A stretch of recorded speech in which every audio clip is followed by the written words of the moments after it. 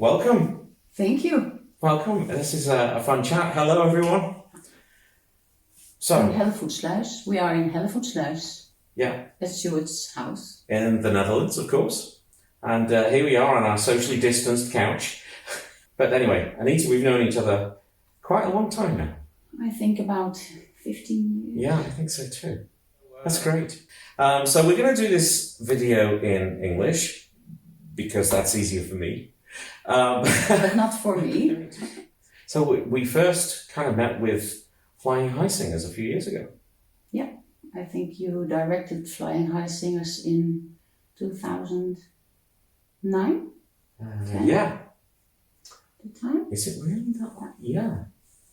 Wow, gosh. A long time ago. Time flies. Yeah, absolutely.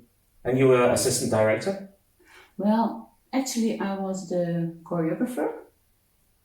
Oh, yeah. And we had not really an assistant director, but sometimes when you were there, I started and finished. You did more than just start and finish. You know it. That's going back a bit. And then since Flying High Singers, you formed your own chorus. Yes, in 2013 we started. Yeah. With 10 women from Flying High Singers. Right. A new chorus. Well, same as you did with No Borders, I think. Remember that? Yeah, we started in 2015 because we're 5 years old now. Mm-hmm. We've had fun times. And doing great. Two new choruses started, 2 new choruses joined Region 31. Yeah. So that was fun. How many singers do you have in the chorus now? We have 49. Oh wow, that's singers. great. Yeah. Okay. So I think it grew very, very quick from 10 to 22, 30. Mm-hmm. Once we were a small chorus and then it grew quick. That's good. Did you, right from the start, did you have a fairly comprehensive audition process? Yes. Yes, we really, I think it's good to be very clear at the start what we demand. And that they have to sing a song on their own, 100% words and notes. That's clear. Good. When they're in, they can get any help, but they have to do it on their own, I think. One of the things that we'll probably talk about, I imagine, over the course of the next few minutes, maybe, is how we deal with our choruses, the fact that pretty much everyone in those choruses isn't a native English speaker, and yet we work in a genre of music that is predominantly English-based. Yeah. Well, I'm lucky to have 2 native speakers in a chorus, so they can help and they can do the right thing, and they can also let me know if there are lots of not well pronounced th, because that's really different for the. Yeah. So that's hard to imagine and to understand and pronounce. To pronounce and remember to do it every time, all the time. Yeah. But there isn't th in the Dutch language at all, is there? No. So, and I know in the Dutch language, a D and a T are basically pronounced the same way as well. Yeah. So, as an example, I think, it's a good example for everyone, if the word, the name Ruth in English is Ruth. So that's a completely different sound altogether. So that's interesting. But you have also German in your chorus. We do. The chorus is 50% Dutch, 50% German, in effect. So we definitely have not just regional differences in language, but language differences. And I think we have 4 native English speakers now in the chorus. So how do you choose and how do you mix it up to one similar sound? That's a really good question. But what I like to do initially is to work on basically that we all produce sound in the same way. So as a priority, I work on everyone in winding them back to as natural a voice as possible. So finding out what their voice is, how they produce sound, and then working on really efficient, free resonance production based upon obviously the conversational style that barbershop is. Sing as you speak.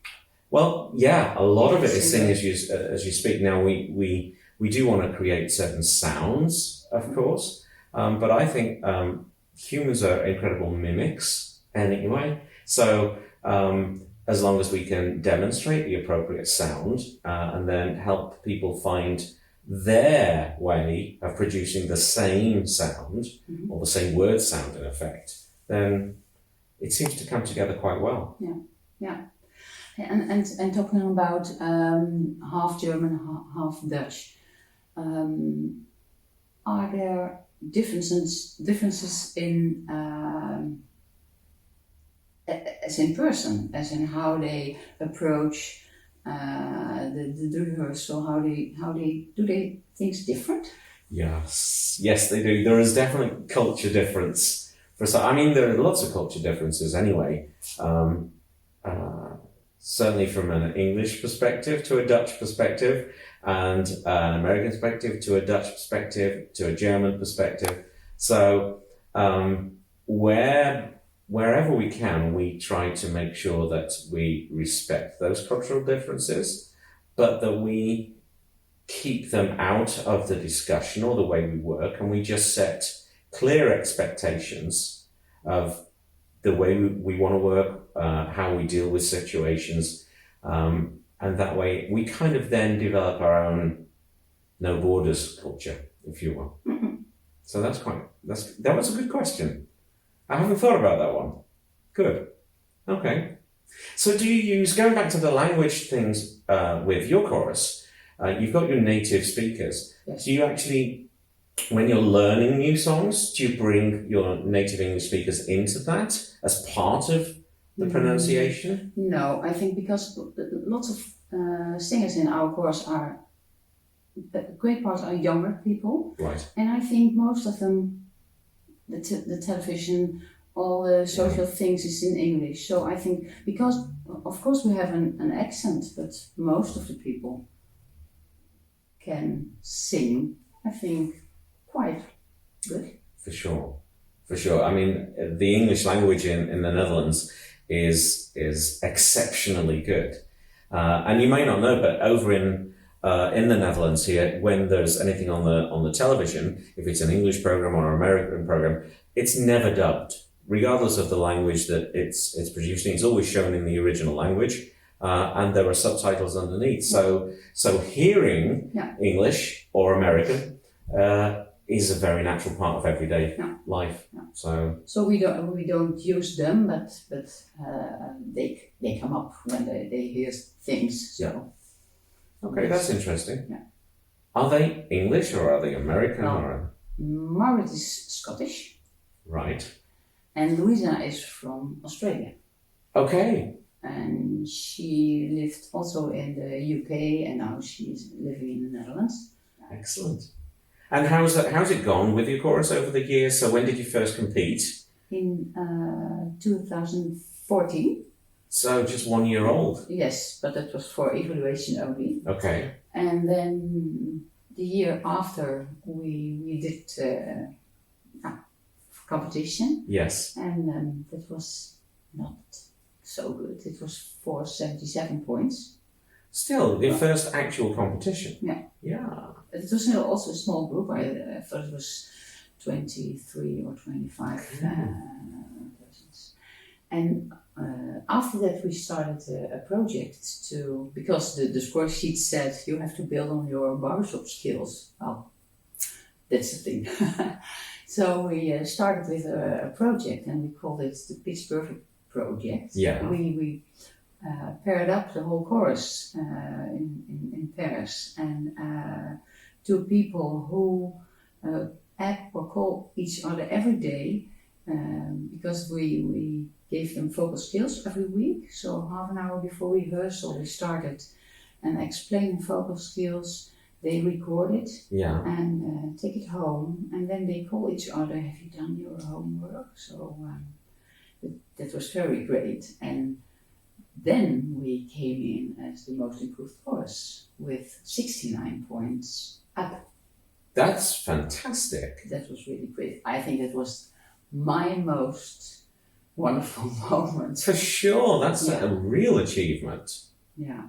So this kind of like, it's a buddy type program. So you had a half an hour vocal technique session before the rehearsal. Yeah. And then everyone that was there pairs up with a buddy. Yes. And then during the week between rehearsals, they would kind of like challenge each other. Have you done your homework every day? Yes, yes. Oh, I like that idea. And we used the Sing Baby Sing sketch from Darlene Rogers. Yeah. Yeah. Fantastic. Really great, really great. So that really helped with motivation too, then? Yes, but yes. And when Britt Helen is one of our coaches. When she came in, she was so over the moon by, wow, you did really great. And I think they did. Yes, absolutely. Yeah, it was a great performance. I remember that. Yeah. And that idea is a great idea. And I think, are you still doing it now? Because through Corona, that could really help too. Well, not just similar, but we also started a project with setting goals for every singer, and they can choose their own challenge. Mm-hmm. But we're also monitoring what they are doing, and they love to do it. They love, I think, I don't know how it is in No Borders, but they want to sing. And it's really hard to sing in these days. It is very difficult, and we're struggling with that as well. I mean, in some respects, it's a little bit easier because, we had 2 rehearsals during the summer, again, which was fantastic, but we're back on Zoom again now, but we only meet once a month. Oh, yeah. So it isn't like we've lost out on weekly rehearsals, we're losing out on monthly rehearsals, but doing a focused Zoom session once a month for the chorus is probably better received than having to do it every week over Zoom. And we really try to make those Zoom sessions interactive as much as we can, and we're still learning new songs, and that's the way we can stay focused. We've had to evaluate how and what sort of information we put over at each Zoom rehearsal. We work a lot on breathing plans, learning exactly which part takes a breath when, and which of the other parts are impacted by certain breath points, so that we can really see the interwoven nature of songs. That's the positive thing of, I think that's the positive thing of Zoom, that you can really figure out specific things, but talking about singing, because lots of my singers are singing in the car on their way to work and back, and have small children beneath the room where they're Zooming, so singing in a Zoom session that's ridiculous. It's difficult. It is really difficult. I have the same in other groups. Singing at home in an evening for people with families, children, is less relaxing for them, shall we say. So it's difficult. The only way that we've been able to get around that sort of thing is by we use the breakout rooms and Zooms a lot for sectional rehearsals, but also we tend to work a lot on projects. I think most choruses have done a virtual project, but we've done more than one song virtually in No Borders, but it isn't always for public consumption. It's so that we can actually focus and get feedback and then hear what it's like put together. And then we use those recordings and play them back during rehearsals as well, so that those that can sing and want to sing are actually singing with each other, albeit via a previously recorded something. And we do a lot of our, we also play a lot of our old competition videos as well, because we have experienced them, so we know what it felt like at the time, and singing with them again is fun. Yeah. So, that feels great. Yeah, it does. And talking about Zoom, what do you think as a director to Zoom? That's a great question. Thank you. Yeah, Zoom. I went through a point where I really hated Zoom, because, and I think all of us directors have the same. We are directors for sure, but we do our best work when we feel connected. Yeah. And there's emotions coming back. Right. And having that lack of connection, or feeling the loss of connection, I really struggled with it until I got my head around how to change those rehearsals, and how actually I can sometimes technically geek out over Zoom that might not work so well in a live rehearsal.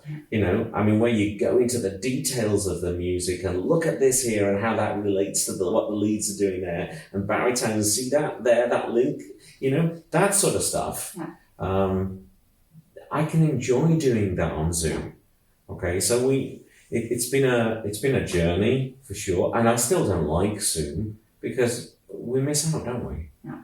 But I'm covering a lot more things in a different way than actually I would have done at rehearsal. So I'm okay with it now. It just takes so long to prepare. Yeah.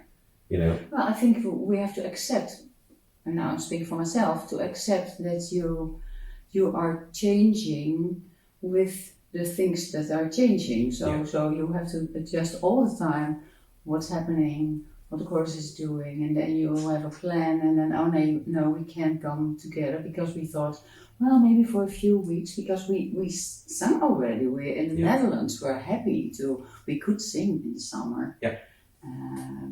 Also inside, so for a few weeks it was so fun and we enjoyed it so much, and then we have to go back in Zoom, and now it's going worse, I think. Yeah. The dreaded second wave. Yeah. Are you finding benefits in your chorus over Zoom? Yes, I think yes. The benefits are that when we have really a great technical team who put also the parts together, and I think the chorus learned to listen better. I think we can work on sync, really the good things on Zoom. Okay. And I think we appreciate live singing so much more, and so I think we really want to sing together so much. Yeah. Now we know what we miss, and we know what we have. Right. Have you lost any members during this time? No.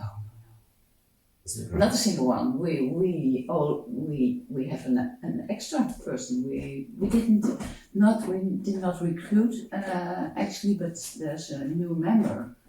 Okay. Came in Zoom, and she did audition very, very good, and now we have a new bass. Fantastic. Yeah, that was great, and I think, well, you can't tell it because you can't look inside each other's head, but I think no one will quit. That's fantastic. It's the same with No Borders as well. We haven't lost anyone. We've had a few people that have needed to take a time out. Some people can't cope with screen work. So we have some timeouts, but we haven't lost anyone yet. And we're still seeing a lot of motivation to move forwards. Yeah. We're still working towards Harmony Classic. Now, we should have gone, of course. We should have gone last month. And who knows whether that'll happen next year. But the fact is, it's not about when it happens. It's about the fact that It will happen. it will happen. It will happen. Okay. Yes. And if it is such that a convention moves and we're no longer eligible for that, our work with the songs and with the music and putting the stage, it will be used somewhere. Yeah. Okay. So we still have a great deal of focus for the set.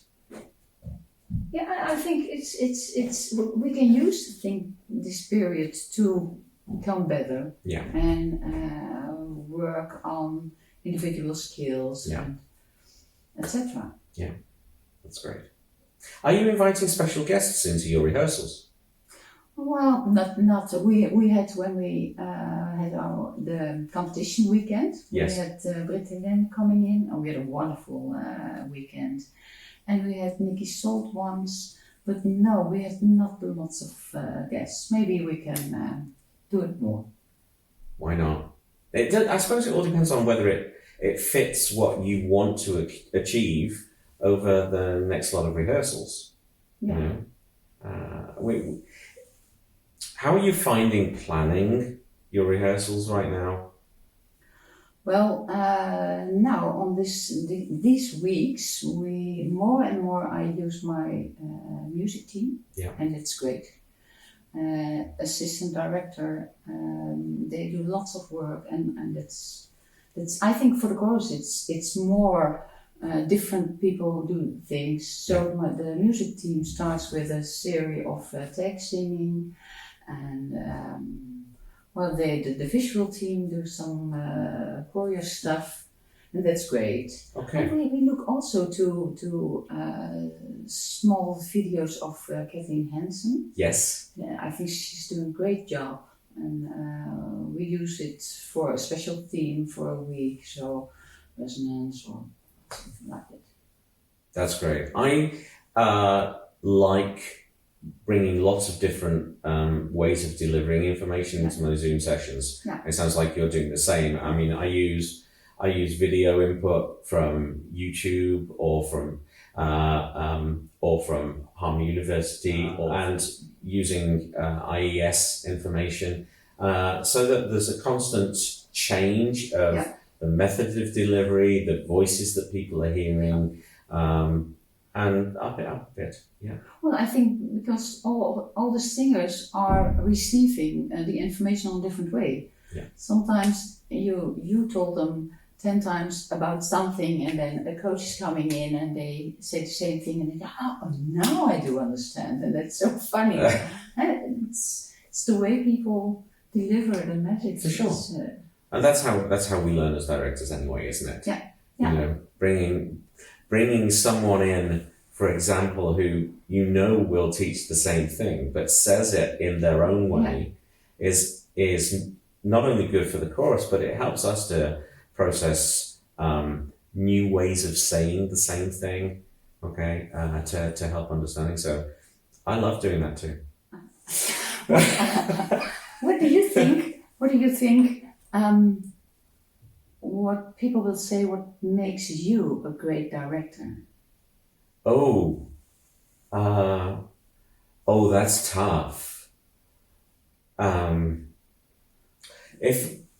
Or do I have to say what makes someone a great director? That's you're asking some really good questions. Okay. I feel that if I talk personally now, one of the things that helps me with the groups that I direct is that personal connection. I really try to develop an empathy, not just with the chorus, but with the individuals in the chorus. And I keep myself emotionally open, not just when I'm directing, but outside of the chorus as well. So I hope to keep a strong connection between me and the other individuals in the chorus, not just the chorus. what do I think makes a great director? I would say the individual, and because I don't think there's a formula, a magic formula that we can just blindly apply to directors everywhere. I think being who they are as an individual is one of the most important things, because when we are ourselves, we communicate in a much more natural way, and whether that's spoken or visually or with gestures and the tactile nature, I think that generally will help a director achieve with their group what they want, because the moment we fake out or create a persona that isn't real, I think we lose connection. So connection, that's the Yes. most important. Honesty. Yeah. Definitely. Yeah. What do you think, Anita?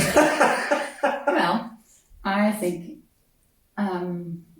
it's looking for me personal. It's all the time finding the balance between being the leader but not in a demanding way, but being the leader. So be clear what you want to achieve, and give the chorus trust that they can achieve what they want to achieve. And I've learned to think big, so there's a way to go for Sing Unlimited. And on the other hand, also the individual connection. I know and see everyone in the chorus, and appreciate everyone in the chorus, the way they sing, the way they are, the way. And I think I'm very open, so what they see is what they get. Yeah. And, that's it. I think that's the way we have to be. Yeah. Yeah, absolutely. I think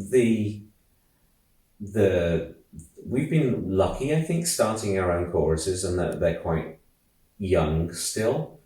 I mean, No Borders isn't yet 6, so we've been able to shape them from the start with that same mentality and clear expectations.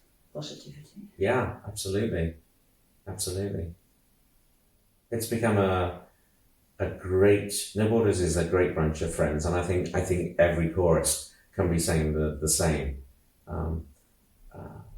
But we started with a single goal, a single mission statement, and everyone that joins is of the same mindset. They have to agree to it as part of joining the chorus.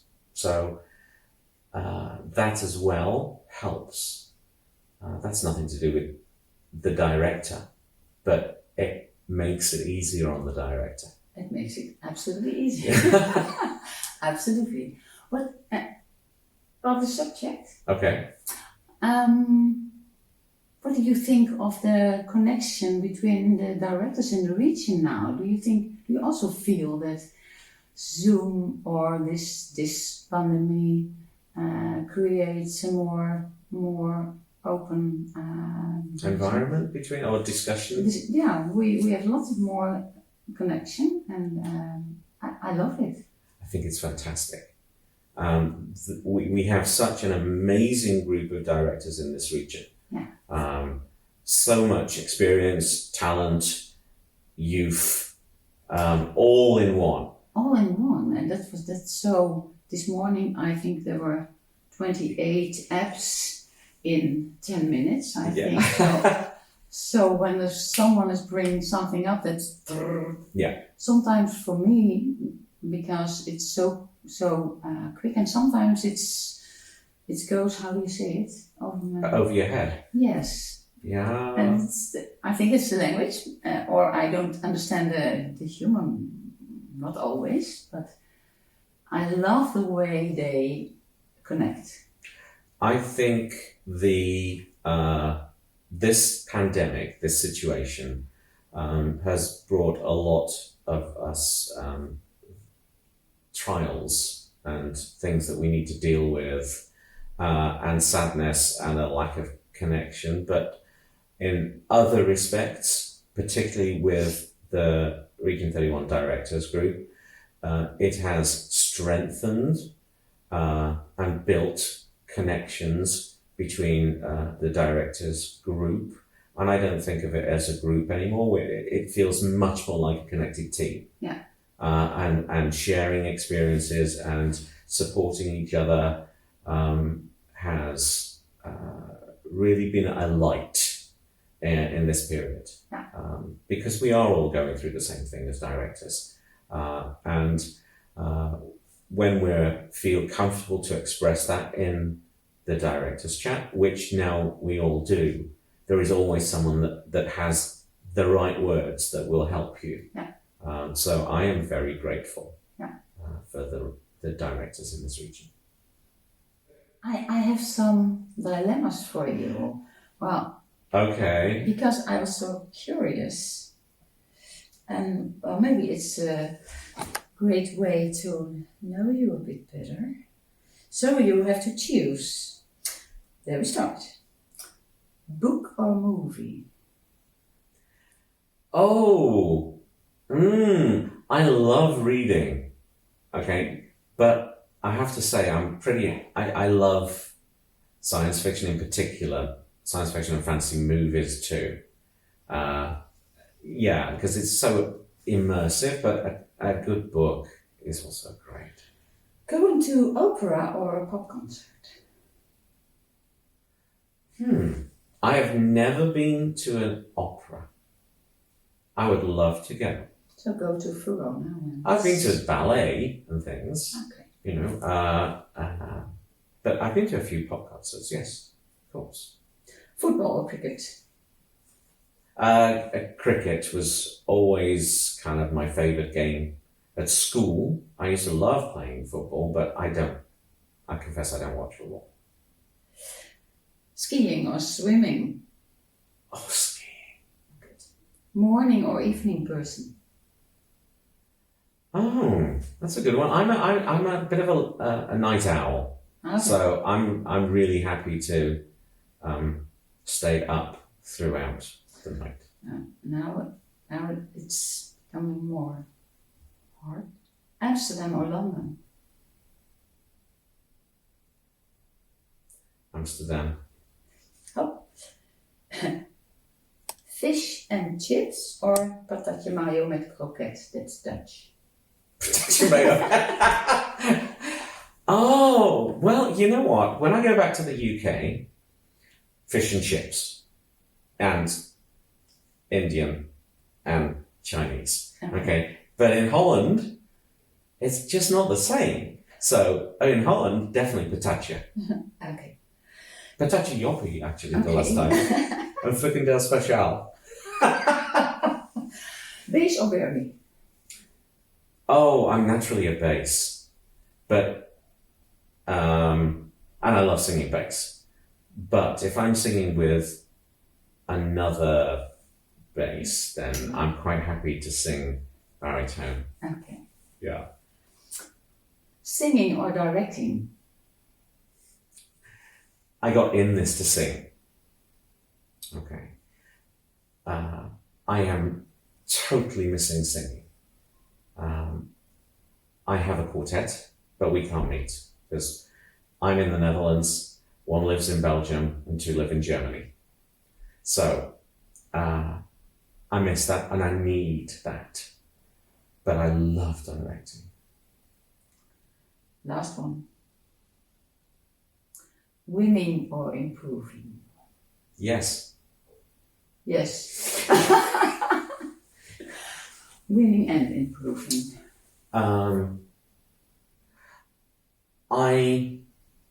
I'll be honest, if I go into a competition, okay, I want to win.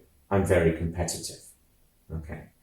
However, okay, if I'm in a competition where others beat me or beat my group because they have done it better, then I mind less. I don't like losing a competition because I didn't do the work. Okay, so I think that's a really good question. I want to improve. I always want to get better. Okay, and I go into competition with the mindset, okay, that we are going to put our best on there because we're in there to come out where we want to. Yeah. Okay, but I don't mind being beaten. This region is so rich with incredible groups. And No Borders has been, I